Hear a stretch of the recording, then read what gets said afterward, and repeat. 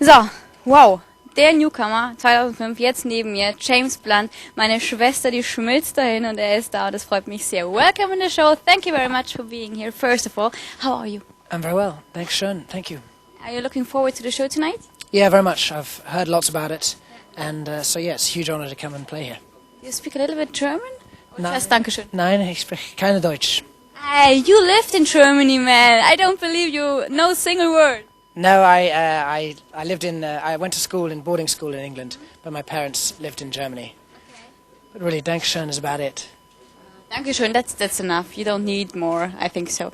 You're beautiful. Everybody is talking about this song and everybody is singing this special song.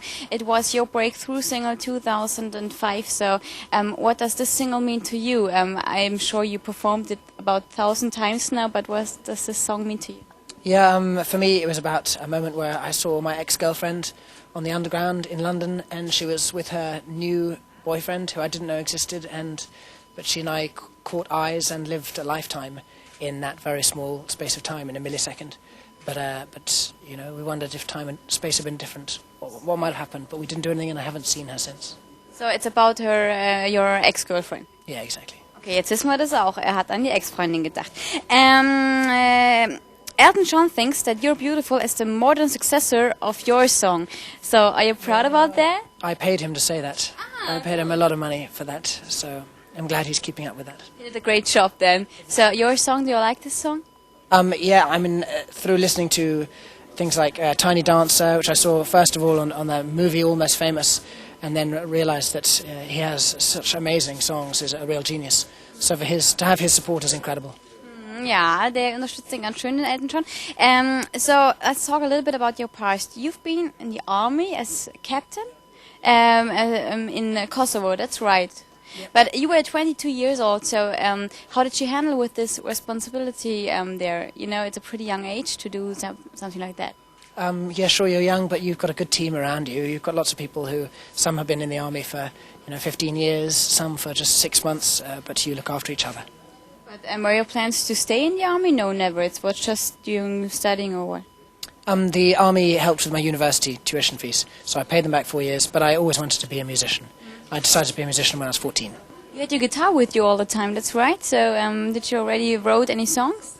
Yeah, I took my guitar because, everyone takes something to keep themselves entertained. Some take a football, some take some cards. I took a guitar.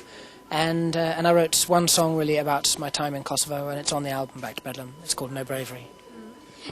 This album is about more romantic or melancholic songs. So how would you describe this album?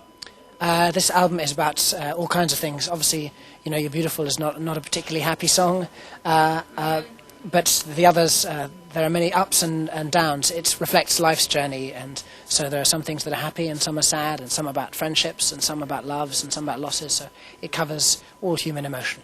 Are you a romantic guy? Well, maybe a failed romantic. That's why the songs about the ex-girlfriend haven't really worked out. Okay. But I heard about very romantic story about your sister and her husband, and you have something to do with this story, with this love story. That's true? Yeah. It was a truly romantic story where I eBayed my sister. I was an eBay addict, and I'd got rid of everything in my entire house, and then my sister couldn't get to the south of Ireland to get to a funeral, so I put her up on eBay as a damsel in distress. And this guy won. He was the knight in shining armour. He had a helicopter, so he could fly her to Southern Ireland. And they're now living together, and they've been going out for a year and a half. He eBayed his sister. I don't believe it. I made a good price for her, and I have a second sister who's now up. She's available on eBay too.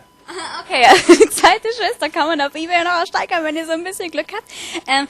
So you know what? If I see interviews with you and now you're sitting next to me, you seem to be a pretty normal, down-to-earth guy, a little bit shy, and now all this success all around you. So how do you handle this? Is it a kind strange to see all that? People singing your songs now, and everybody's talking about James Blunt, the newcomer of 2005. So how is it for you? Do you realize it? Yeah, I'm pretty relaxed. I work with a great bunch of musicians. I'm not very shy. I get up on stage in front of thousands of people every day, and I feel very comfortable there. But I really enjoy what I'm doing, and I don't feel any need to be any different now than I was before. I'm just doing music, and I'm no bigger or better than I was before. What does your parents say then? So, because I think they weren't really okay at the beginning to do that, or... Yeah, my parents are very happy now. They were nervous to begin with, but now they're happy, and I even employ my father. He sells T-shirts at shows, and, you know, someday soon I'll buy them a bungalow in Milton Keynes or something like that. That's nice. That sounds nice. It's not if you know Milton Keynes, but anyway. Okay. So, but a dream became true right now. Yeah, I mean, my dream really was to make an album. That was what it was, and to make subsequent albums. I'm very lucky to be touring the world and doing the life of a musician. Are you already working on a new one? I heard about new plans now. Yeah, I'll go into the studio in September, and I'm on a 9-month world tour at the moment, but then when that finishes, I'll go and record the other songs. How's the tour so far? You were in Berlin the last days, I heard about that, so how's the tour so far? It's great. You know, we have a tour bus, we have 2 tour buses, and... Two tour buses? Well, you know, there's quite a lot of... there's a big crew. It's not like one for me and one for the other people. There are 20 people on tour with us.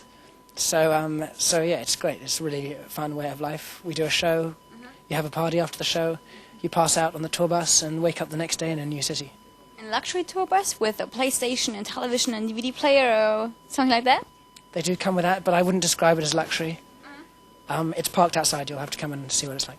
Okay, ich schaue mir gleich mal den Tourbus von James Blunt hier an. You know what, thank you very much. It was a huge honor to have you here, and wish you all the best also for tonight. You're going to perform High on Wetten, Das, and we see us on the Tourbus.